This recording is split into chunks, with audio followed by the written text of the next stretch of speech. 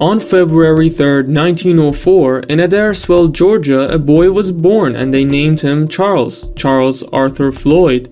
Charles was born into a large and poor family. There is not much information about his childhood, but what we know is that his family was extremely poor and all these kids were growing up in poverty.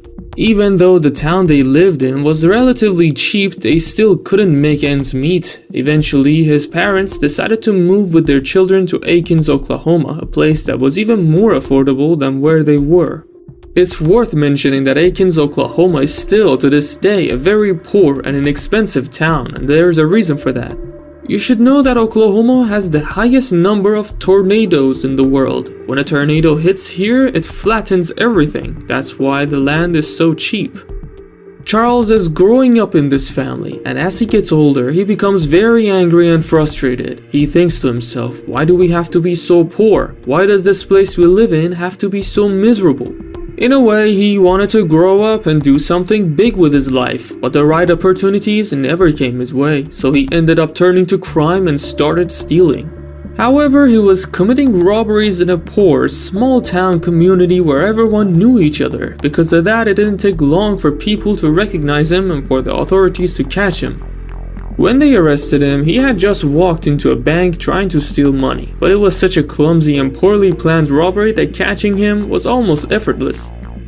This event happened 100 years ago. Even though it was an armed robbery, he only got 3.5 years in prison. If this crime happened today, he'd probably get at least 25 years.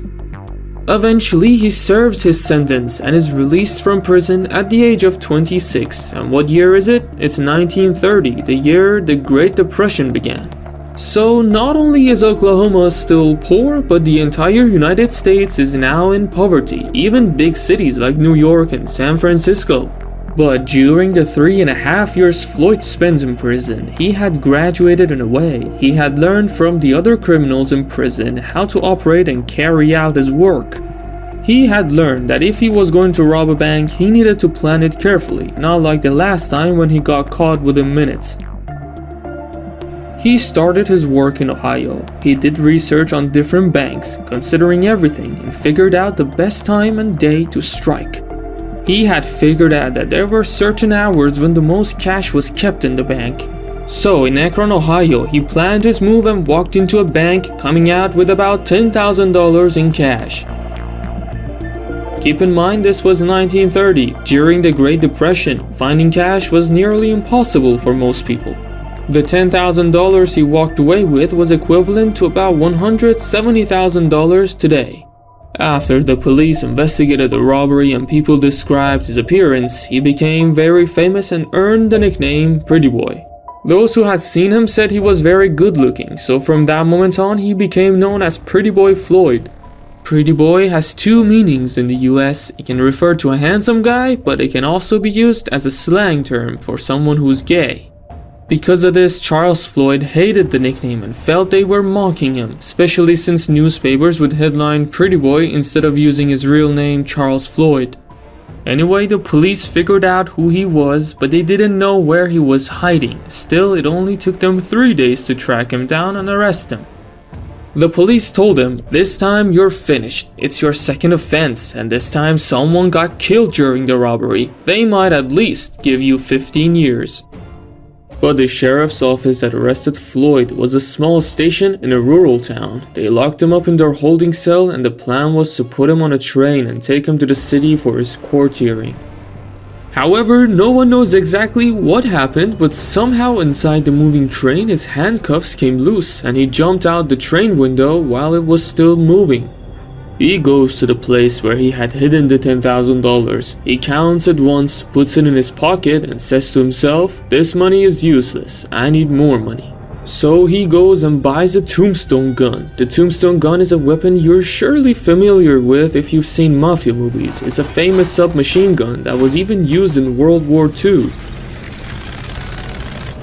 Let's move on and see what Floyd plans to do. He starts monitoring various banks, and his plan this time is to walk away with more than $10,000. But it's the Great Depression and there isn't much cash in the banks.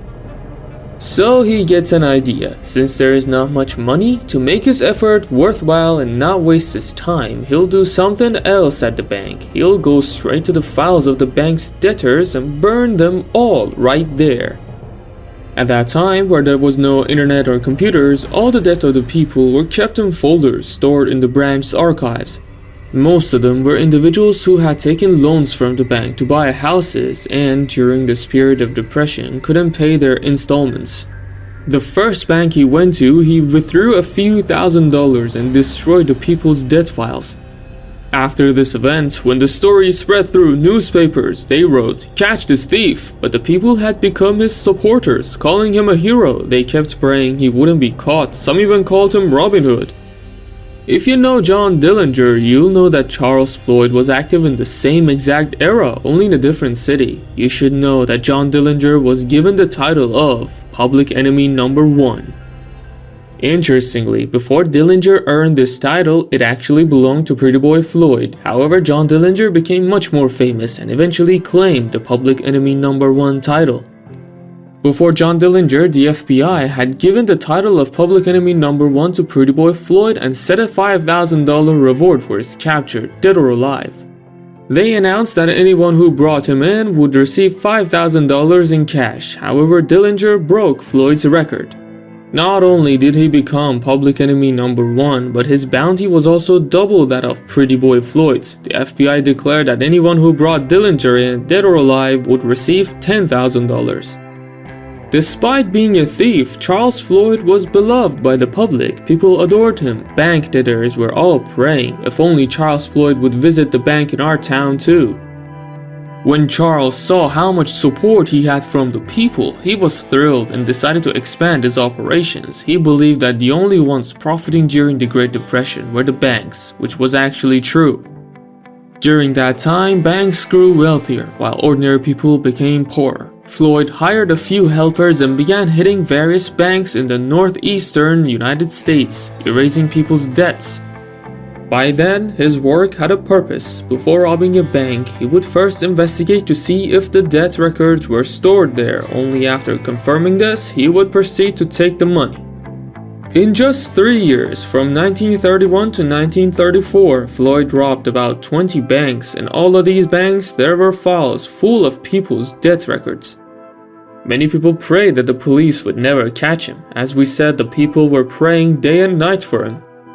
During this time, the FBI, which was known as the BOI back then, was searching for Floyd in various parts of Eastern America, but back then it wasn't as easy as it is now.